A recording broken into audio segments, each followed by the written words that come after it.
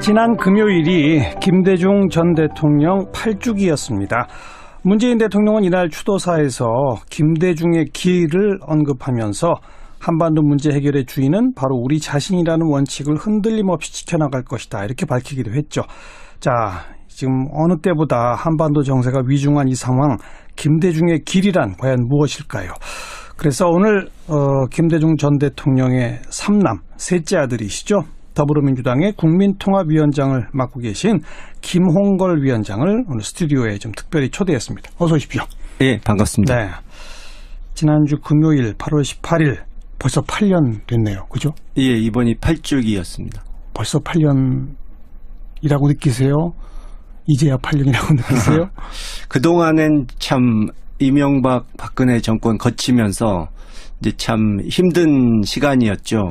제대로 그분의 이 업적이 평가받지도 못하고, 그런 점에서 그분의 또 유지를 제대로 우리가 계승을 못하고 있었기 때문에 참 안타까운 시간이었는데, 이제 조금 희망이 좀 보이기 시작하는 것 같습니다. 김대중 전 대통령께서 만약 살아계시다면 문재인 정부의 탄생 지난 100일을 뭐라고 하셨을까요?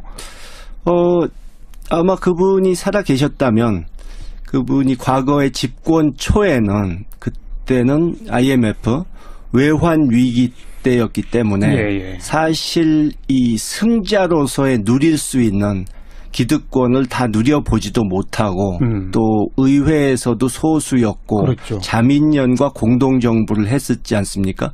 그래서 사실 여러 가지 제약이 많았는데 이번에는 이제 국민들이 직접 나서 주셔가지고 촛불혁명을 통해서 이루어진 정부이기 때문에 자신 있게 밀고 나가라 하는 그런 어드바이스를 아마 하시지 않을까 생각합니다. 국민을 믿고 나가라. 네, 자신 있게 밀고 나가라. 개혁하라. 그렇죠. 그거죠. 개혁 작업을. 네.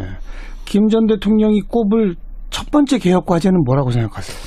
글쎄요, 우리나라에서 지금 뭐 적폐청산, 개혁 과제가 워낙 많기 때문에 다 말씀드릴 수가 없지만, 그분은 아마 개인적으로 느끼실 것이 언론 개혁. 언론. 그분이 사실 오랜 세월 언론으로부터 부당한 대접, 왜곡 보도에 굉장히 피해를 많이 입지 않으셨습니까? 그렇죠. 그런데 이제 2001년에 어떻게든 우리나라의 언론이 이런 기득권 세력이 돼가지고 특권 세력화하는 이런 문제를 해결해 보시려고 이 언론사 세무조사를 그때 하셨는데, 맞습니다. 아무도 하지 못하던 일을 결국은 그쪽의 반격에 성공은 하지 못하셨지만 아마 이번 기회에 그것을 해결해야 한다. 언론이 바로 서야 한다. 이런 말씀을 아마 하시지 않을까. 또 하나 말씀드리자면 이제 그분이 평생 부당한 공격, 그러니까 색깔론. 그렇죠. 그분이 철저한 민주주의 신봉자임에도 불구하고 종북 좌파라는 그런 누명을 평생 쓰셨기 때문에 아마 그런 저급한 색깔론 정치를 국민들이 나서서 좀 청산해 주시기를 바라시지 않을까 생각됩니다. 언론의 근본적 개혁, 제자리에 서도록 하는, 그리고 색깔론 정치의 척결. 그러니까 저급한 정치의 척결. 아직도 그런 색깔론 정치, 저급한 정치가 여전하죠? 죽어가고 있다고 보지만 아직은 그 불씨가 엄연히 살아있다고 봐야죠. 자유한국당이 지금으로서는 계속 그런 색깔론 비슷한 어떤 공세를 펴고 있는 거죠. 또 그리고 보수 언론도 무책임하게 이번에 뭐 예를 들어 미국과 북한의 갈등 상황에서 보면은 아무런 대안도 없이 은근히 선제 타격, 그러니까 전쟁 위험을 감수한 선제 타격을 부추기는 듯한 그런 보도 행태를 보이지 않았습니까? 그런 점이 문제가 있다는 것이죠. 아까 김대중 전 대통령은 집권하자마자 IMF 극복을 해야 했고 국회에서도 소수였다, 이런 표현 쓰셨는데 지금 문재인 대통령도 사실 촛불혁명으로 만들어내긴 했지만 국회에서는 여전히 소수입니다. 맞습니다. 이때 김대중 전 대통령은 어떤 어드바이스를 할까요? 정치를 어떻게 풀어가라. 국민의당과 바른정당과 뭐 어떻게 하라. 어떤 얘기를 하셨을 것 같습니까? 물론 그분도 이제 협치를 적극적으로 미국의 예를 들어서 오바마 대통령이 했던 식으로 야당과 계속 소통하는 그런 협치를 말씀하셨겠지만 사실 그분이 정치하셨을 때와 지금이 좀 달라진 점, 네. 좀 어려운 점이 더 어려워진 점이 있는데 뭐죠? 기억하시겠지만 과거에 여소야대 88년 선거 이후 여소야대 때는 야당이 3개 야당이 이제 다수였지만 예. 그때 저희 아버지와 김영삼 대통령, 김종필 총재 이렇게 세 분이 확실하게 자기 당을 장악하고 그렇죠. 이끄는 상황이었기 때문에 이 세 분이 합의를 하면은 쉽게 여러 가지 법안도 통과시키고 네네. 여당을 상대로 얻어낼 것도 얻어내고 이런 게 가능했었는데 예, 예. 지금은 그런 시대가 아니기 때문에 특히 뭐 이 야당들은 선거 패배라든가 여러 가지 후유증 때문에 내부 사정이 복잡해가지고 쉽게 이 정부나 여당에서 이런 그들과의 협상을 해서 합의를 얻어낸다는 것이 굉장히 어려운 상황이 돼 있는 것이 사실이죠. 국민의당, 바른정당 어느 한 사람의 장악력이 없죠 지금. 그렇게 봐야죠. 뭐 예를 들어서 바른정당을 보면은 딱 20석이라 네. 의원 한 사람만 난 이런 식으로 하면 빠지겠다 이러면 교섭단체가 무너지기 때문에 굉장히 아슬아슬한 상황이죠. 네.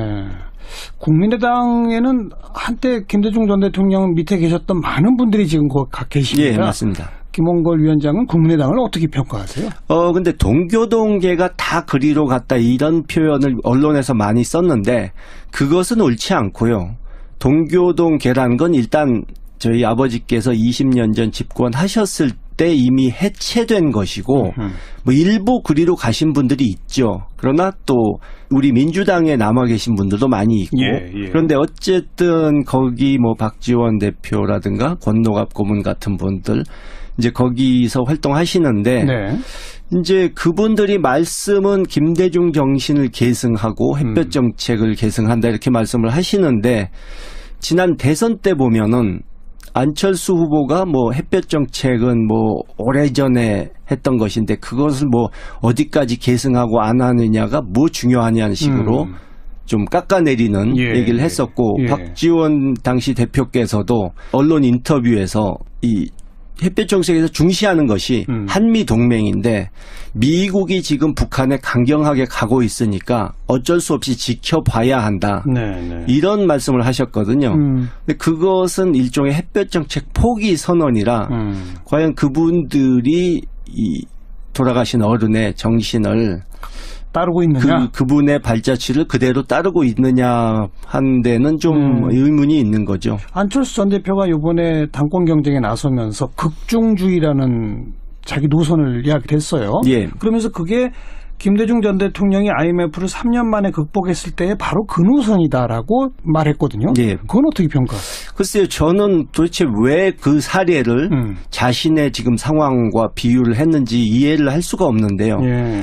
그러니까 좀 전에 말씀드린 대로 그때는 정말 기득권을 내려놓고 국민 화합을 위해서 여러 가지 양보를 하면서 이 국가적 위기 상황에서 뭐 정치 보복을 한다, 자신의 정치적 아젠다를 이루려는데 오히려 더 신경 쓴다 이런 말을 듣지 않으시려고 노력하셨는데 오히려 안철수 씨의 경우는 지금 자신의 기득권이 사라질까 봐 그것을 막기 위해서 나선 모습이기 때문에 오히려 정반대 상황이라고 저는 보는 거죠. 정반대다. 네. 자, 지금 한반도 긴장이 매우 고조되어 있는 그런 상태입니다. 그런데 우리 김홍걸 위원장께서 김정은 위원장을 평양에서 만난 적 있죠? 예, 6년 전에 그 김정일 위원장이 세상을 떴을 때 조문을 저희 어머니와 가족들과 함께 갔다 온 적이 있죠. 그때 김정은 위원장을 직접 만났어요? 예. 뭐 혹시 대화를 나눠보거나 그렇게? 대화를 길게 나눌 틈은 없었고요. 어떻게 보면 상주니까. 그렇죠. 이제 방문객들과 이런저런 뭐 덕담 나누고 길게 대화하는 것은 또 이게 맞지 않는 부분이 있어서 길게는 대화를 못했지만 당시에는 그냥 굉장히 외모에서 풍겨지는 분위기가 앳되다 이렇게 느꼈었는데 그렇게 빨리 변신을 할 줄은 저도 짐작을 못했습니다. 제가 중국 쪽에도 인맥들이 좀 있는데 중국 분들도 상당히 놀라는 것 같더라고요.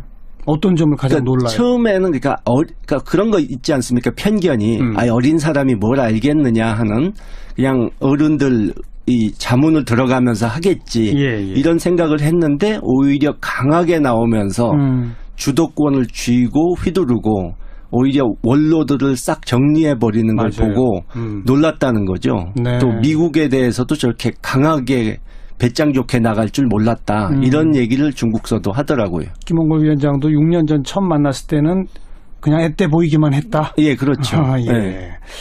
지금의 이 복잡한 상황, 미북이 뭐 말로는 거의 전쟁으로 가고 있는 이런 상황, 김대중 전 대통령이 계시다면 지금 어떻게 하라고 말씀하실 것 같습니까?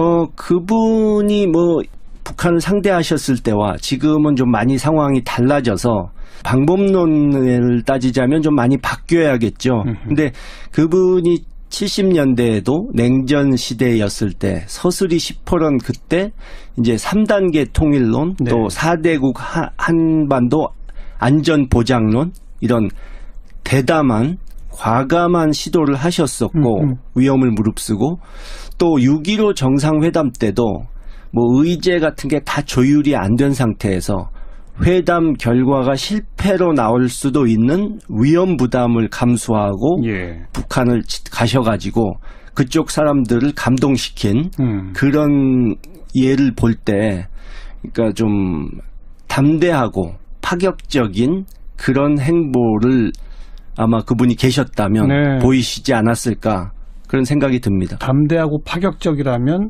남북 관계를 남북 관계도 있고 또 미국을 비롯한 주변 국가의 관계에서도 그들을 설득하고 또 여러 가지 외교적인 묘를 발휘해서 우리가 주도권을 잡을 수 있도록 노력하셨을 것이다. 그거죠. 지금 문재인 정부는 그런 주도권을 갖고 잘 하고 있다고 보십니까?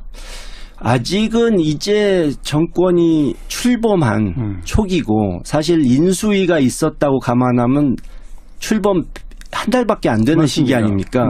그렇기 때문에 아직 그것을 평가하기는 좀 이르고요. 이제부터 잘 해나가는 것이 중요하죠. 그러니까 미국이나 북한도 지금 한국이 어떻게 나올지를 지켜보는 상황이지 아직 본격적으로 이 뭔가 교류와 협력이 시작된 상황은 아니기 때문에 뭐 잘했다 잘못했다 이렇게 평가를 하기는 아직 좀 이릅니다. 전쟁은 절대 있을 수 없다라고 하면서 이거에 대해서는 한미 간의 인식이 완전히 일치한다.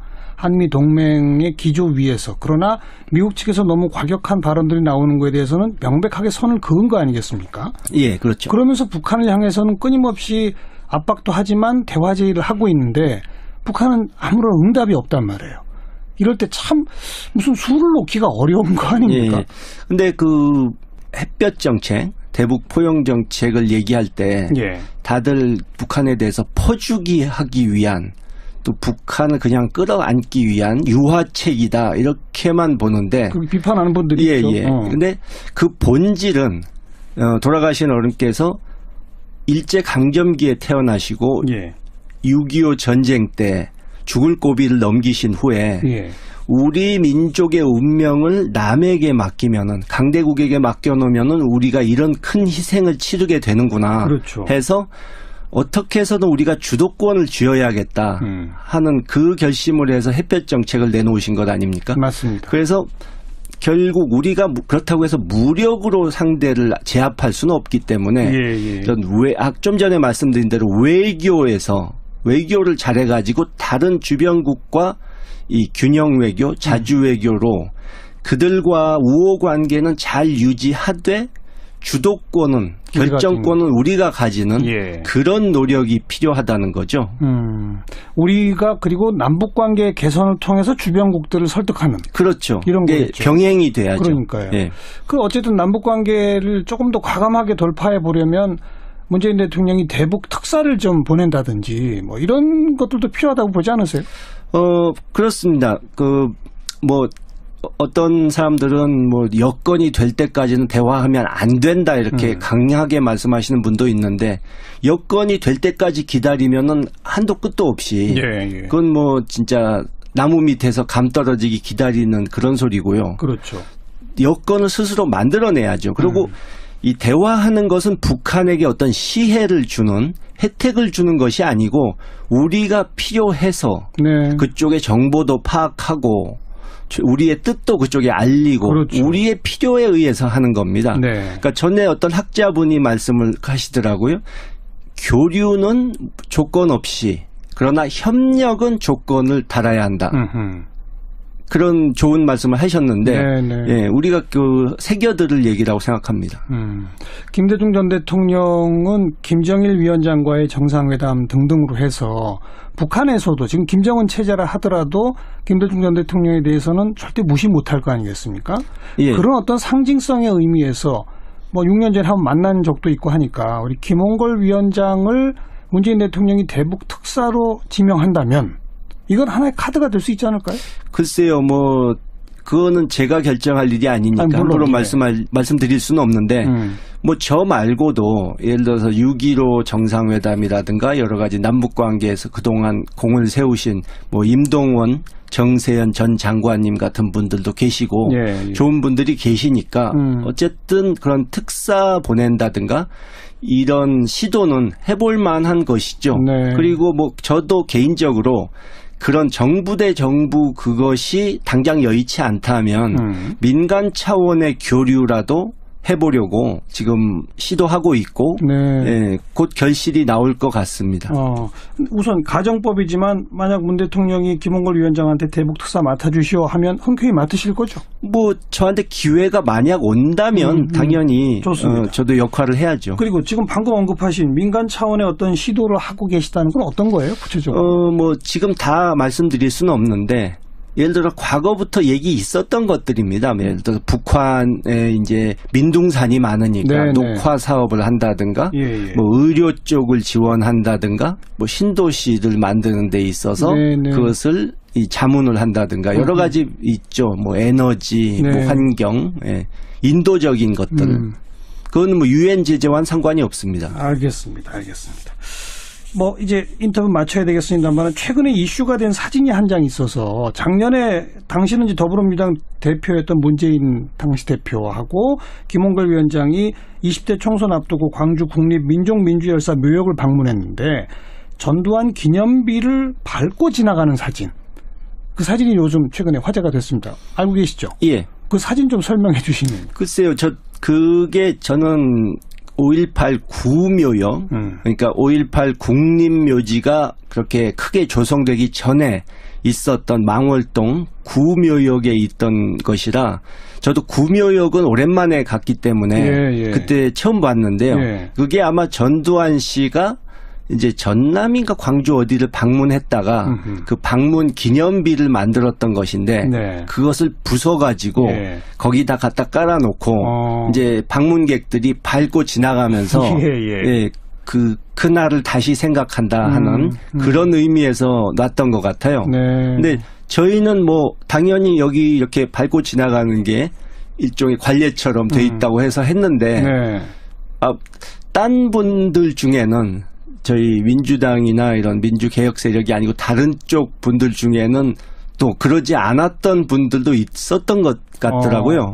아마 그래서 그게 화제가 비교가 되고 화제가 된 것이 아닐까 싶네요. 그때 걸어가시면서 이거 밟고 가는 건데 알고 밟고 가신 그렇죠. 거죠? 예. 내년 지방선거 있고 또 2년 후 더 지나가면 이제 총선도 있고 합니다. 김홍걸 위원장도 직접 선거에 출마하실 계획이 있으신가요? 뭐 현재로선 구체적인 계획까지 다 나와 있지는 않고요. 이제 기회가 주어진다면 뭐 충분히 나설 생각은 하고 있습니다. 정치인의 길로 뛰어든 거니까. 예. 알겠습니다. 김대중 전 대통령의 길이 제대로 좀 우리 정치에서 또 남북관계에서 구현되기를 기대하면서 함께 지켜보도록 하겠습니다. 오늘 나와주셔서 고맙습니다. 예, 감사합니다. 더불어민주당 국민통합위원회의 김홍걸 위원장이었습니다. 기회에 그것을 해결해야 한다. 언론이 바로 서야 한다. 이런 말씀을 아마 하시지 않을까 또 하나 말씀드리자면 이제 그분이 평생 부당한 공격, 그러니까 색깔론. 그렇죠. 그분이 철저한 민주주의 신봉자임에도 불구하고 종북 좌파라는 그런 누명을 평생 쓰셨기 때문에 아마 그런 저급한 색깔론 정치를 국민들이 나서서 좀 청산해 주시기를 바라시지 않을까 생각됩니다. 언론의 근본적 개혁, 예. 제자리에 서도록 하는, 예. 그리고 색깔론 정치의 척결. 예. 그러니까 저급한 정치의 척결. 예. 네. 아직도 그런 색깔론 정치, 저급한 정치가 여전하죠? 죽어가고 이 나라에서 지금 뭐 적폐청산, 개혁 과제가 워낙 많기 때문에 다 말씀드릴 수가 없지만 그분은 아마 개인적으로 느끼실 것이 언론 개혁. 언론. 그분이 사실 오랜 세월 언론으로부터 부당한 대접, 왜곡 보도에 굉장히 피해를 많이 입지 않으셨습니까? 그렇죠. 그런데 이제 2001년에 어떻게든 우리나라의 언론이 이런 기득권 세력이 돼가지고 특권 세력화하는 이런 문제를 해결해 보시려고 이 언론사 세무조사를 그때 하셨는데 맞습니다. 아무도 하지 못하던 일을 결국은 그쪽의 반격에 성공은 하지 못하셨지만 아마 이번이라고 느끼세요? 이제야 8년이라고 느끼세요? 그동안엔 참 이명박 박근혜 정권 거치면서 이제 참 힘든 시간이었죠. 제대로 그분의 이 업적이 평가받지도 못하고 그런 점에서 그분의 또 유지를 제대로 우리가 계승을 못하고 있었기 때문에 참 안타까운 시간이었는데 이제 조금 희망이 좀 보이기 시작하는 것 같습니다. 김대중 전 대통령께서 만약 살아계시다면 문재인 정부의 탄생 지난 100일을 뭐라고 하셨을까요? 아마 그분이 살아계셨다면 그분이 과거의 집권 초에는 그때는 IMF 외환 위기 때였기 때문에 사실 이 승자로서의 누릴 수 있는 기득권을 다 누려보지도 못하고 또 의회에서도 소수였고 자민련과 공동정부를 했었지 않습니까? 그래서 사실 여러 가지 제약이 많았는데 이번에는 이제 국민들이 직접 나서 주셔가지고 촛불혁명을 통해서 이루어진 정부이기 때문에 자신 있게 밀고 나가라 하는 그런 어드바이스를 아마 하시지 않을까 생각합니다. 국민을 믿고 나가라. 자신 있게 밀고 나가라. 개혁하라. 그렇죠. 그거죠. 개혁 작업을. 김 전 대통령이 꼽을 첫 번째 개혁 과제는 뭐라고 생각하세요? 글쎄요. 지난 금요일이 김대중 전 대통령 8주기였습니다. 문재인 대통령은 이날 추도사에서 김대중의 길을 언급하면서 한반도 문제 해결의 주인은 바로 우리 자신이라는 원칙을 흔들림 없이 지켜나갈 것이다. 이렇게 밝히기도 했죠. 자, 지금 어느 때보다 한반도 정세가 위중한 이 상황, 김대중의 길이란 과연 무엇일까요? 그래서 오늘 김대중 전 대통령의 삼남, 셋째 아들이시죠. 더불어민주당의 국민통합위원장을 맡고 계신 김홍걸 위원장을 오늘 스튜디오에 좀 특별히 초대했습니다. 어서 오십시오. 네, 반갑습니다. 네. 지난주 금요일 8월 18일 벌써 8년 됐네요. 그죠? 예, 이번이 8주기였습니다. 벌써 8년